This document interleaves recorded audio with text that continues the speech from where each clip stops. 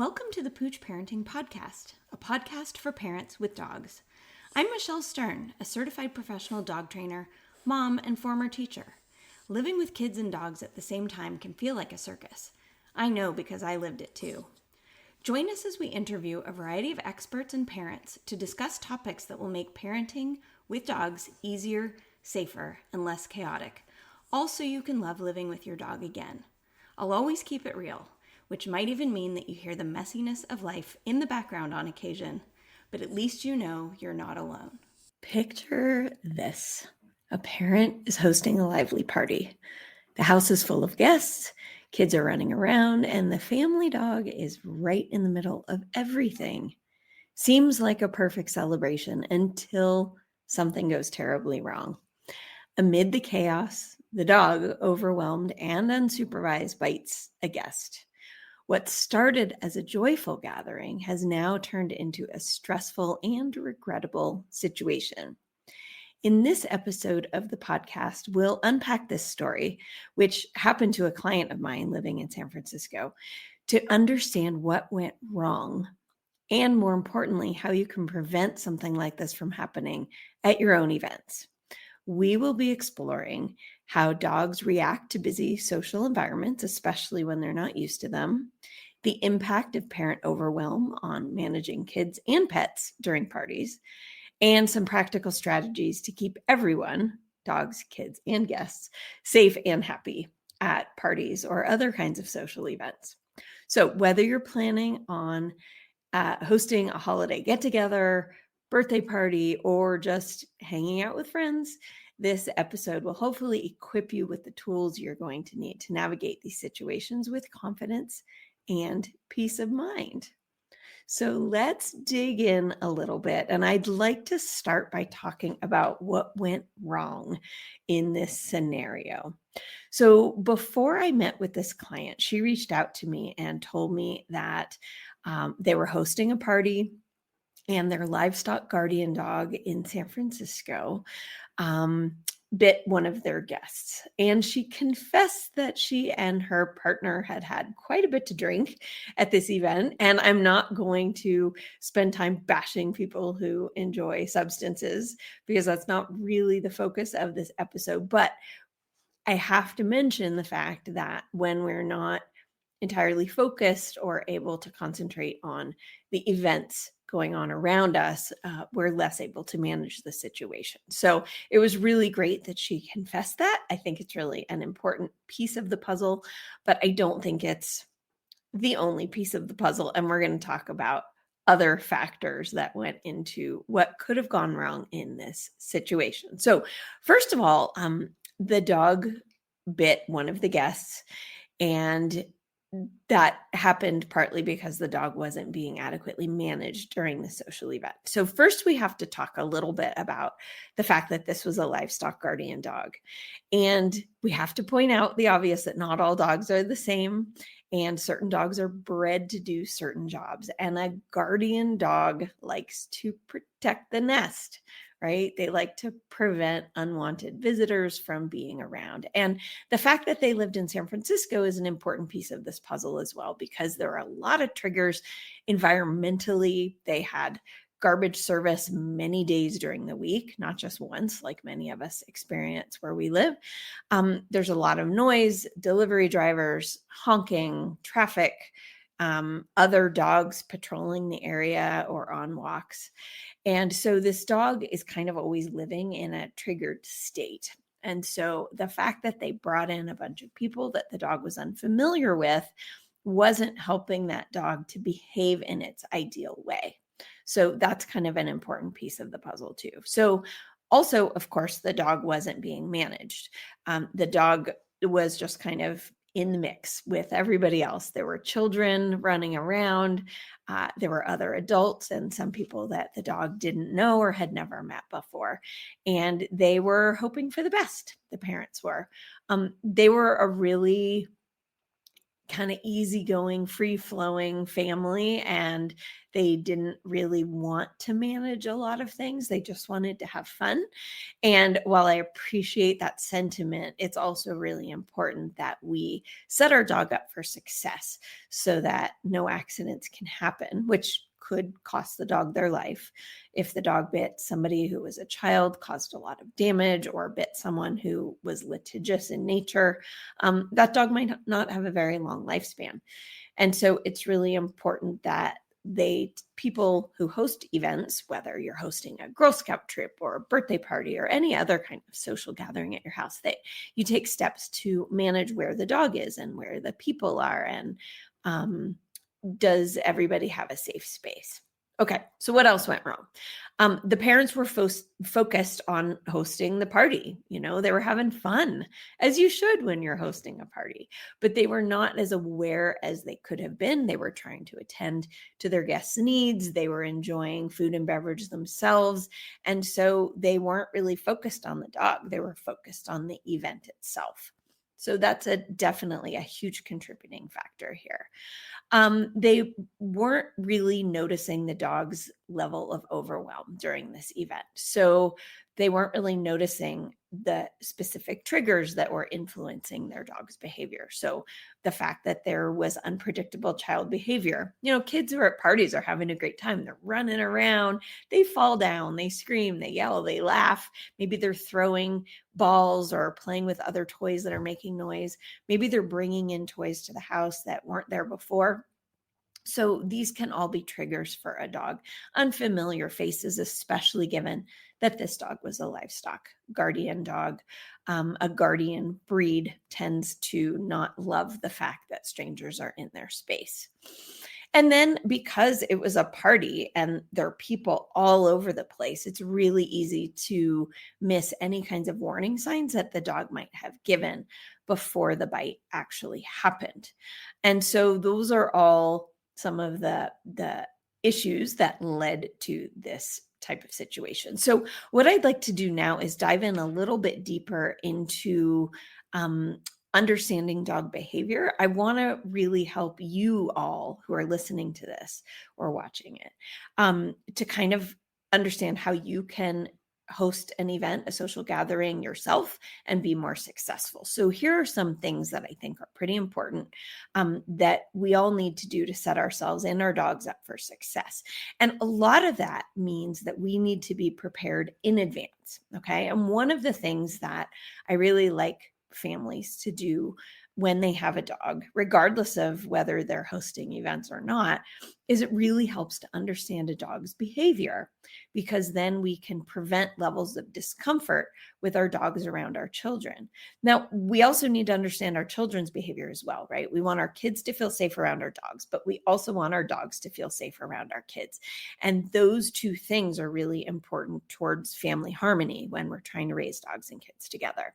So the first thing that we need to kind of understand is how our dog, in particular, this dog, right? Because every dog reacts differently, how this particular dog that's yours reacts to different things. So how do they react to crowds? How do they react to unpredictable child behavior? How do they react to noises, perhaps noises they're unfamiliar with? Maybe noises they are familiar with. And do any of them tend to pile on to each other to cause more stress?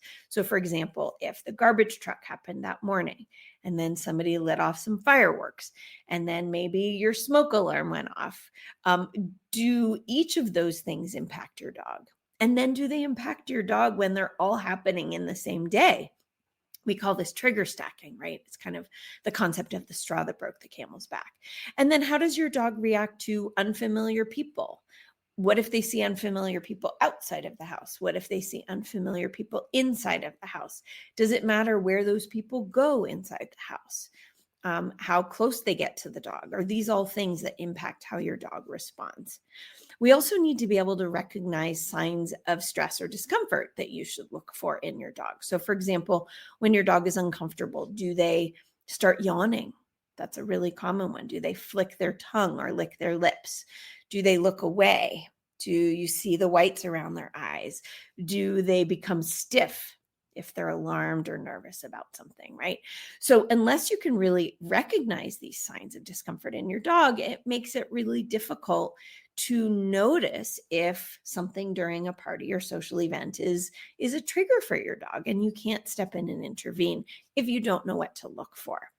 And we also need to just make sure that we understand that if we're in an overwhelming environment, such as hosting a party or other type of social gathering, even if you bring your dog to your kids' soccer games, for example, we need to understand if we're focused on other things, such as the event or hosting or things of that nature, it can be really hard for your dog to feel supported by you, especially if historically you're the person who's made them feel safe, because we're busy doing other things. So these are just things that we need to consider. We have to be able to understand our dog's behavior in order to keep everyone safe. Now, I have to address parent overwhelm, right? This is huge. I'm a parent. You're likely a parent or a dog professional who works with parents. And we just have to own this fact that parenting is really hard and it's really easy to get overwhelmed. And when we're at a social event and lots of different factors are begging for our attention, it's really easy to have a lapse in supervision. And then we add alcohol or other substances into the mix, and we're not able to supervise as carefully as we need to if we are being responsible for the safety of our dog and of our guests.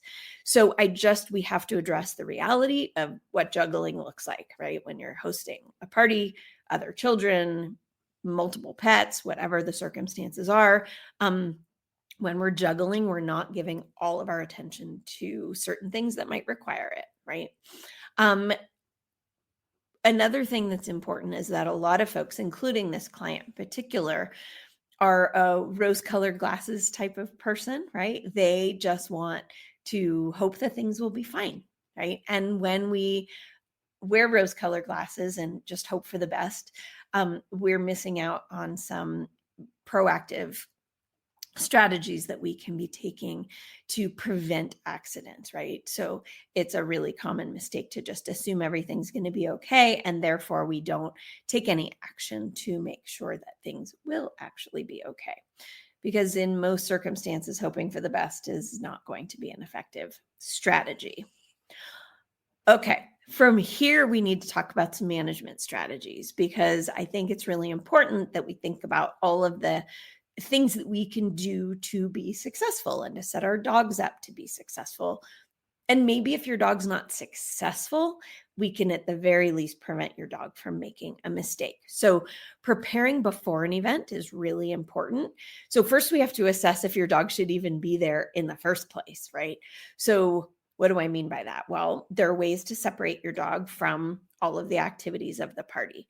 That could be behind a closed door. Your dog could have a cozy bed, some really yummy chews to work on. In some cases, certain dogs benefit from behavioral modification medicines.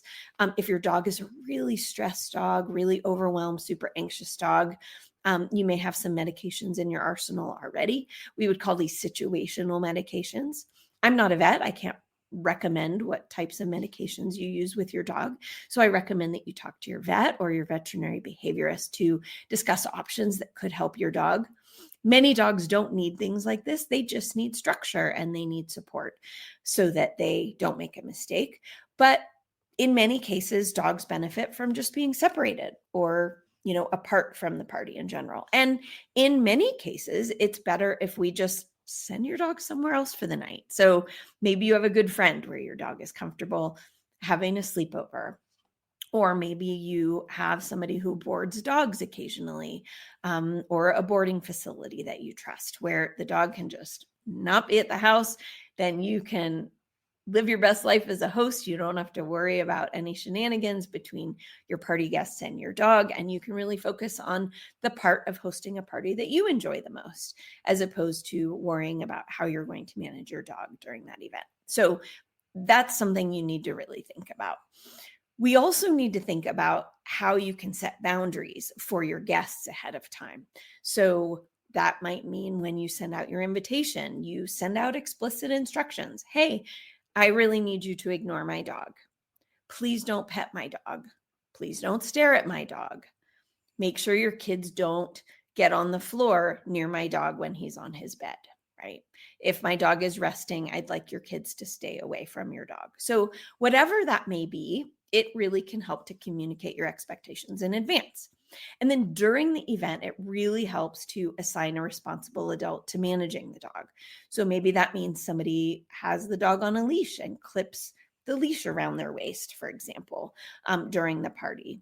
Or maybe we have somebody who's kind of on patrol managing or limiting interactions between the dog and the guests, or especially between the dog and children, right? So you could even hire a babysitter. I'm putting that in air quotes because maybe the babysitter is really a dog sitter or someone who's really sole focused during this event is to make sure the dog's needs are being met.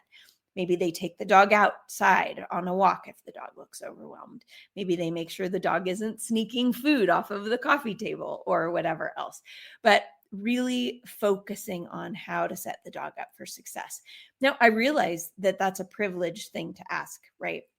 That means that you maybe have the financial resources to bring someone in to help your dog. Maybe it means you have the financial resources to board your dog elsewhere. And if that's too hard for you, and maybe everyone wants to be having fun at the party and not focusing on the dog, then we need to think about safe places where the dog can be during the event where they're not being overwhelmed. So I think that can be really, really important.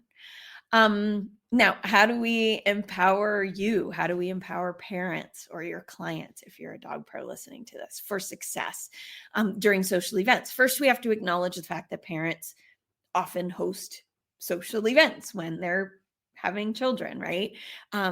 You might be part of a parenting group and you might take turns who hosts play dates with maybe mommy and me kinds of activities or daddy and me activities.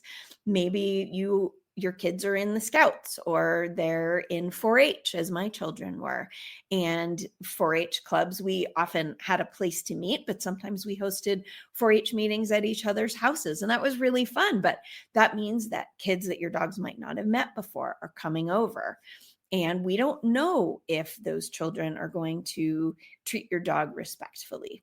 Unfortunately, a lot of children treat your dog the way they treat their own dog, and that might not be appropriate for your dog. So setting up plans and boundaries to accommodate your dog's needs are part of any kind of preparation for events that parents may host, right? Delegate responsibilities during social events. Make sure that your dog's needs are cared for. Make sure that you understand how to read your dog. Are they stressed? Are they relaxed? Are they able to have fun at the event? And if they're not enjoying themselves, they don't really need to be super involved. So being proactive with how to manage your dog during events can prevent unwanted outcomes, such as what my client experienced with her dog who bit one of her guests. I know I just threw a lot at you, but I know that being social is an important part of being a parent, whether you're hosting a birthday party or 4-H club or some sort of party to celebrate your sports team. These are all things that are often part of life when you are a parent and you have a dog. And I wanted to hopefully share some tips to help you be successful in hosting these kinds of social events when you're parenting kids and dogs at the same time. I hope you found this helpful. Take care. Bye-bye.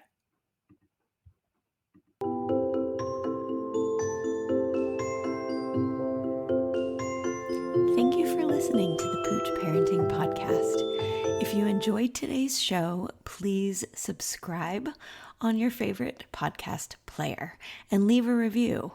But even better yet, tell a friend. Are you in some moms groups, perhaps? Or maybe you're friendly with your pediatrician.